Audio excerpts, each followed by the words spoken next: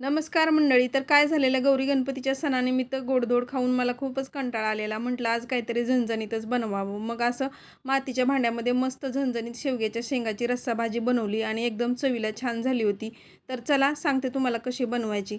त्याच्यासाठी इथे आपल्याला मसाला बनवून घ्यायचा. याच्यामध्ये सुकं खोबरं, अद्रक, लसूण, तीळ आणि धने वाटून घ्यायचे आणि अशा पद्धतीने मसाला बनवून घ्यायचा. तर इथे मातीचं भांडं घेतलं, त्याच्यामध्ये 2 पळी तेल घालून घेतलं.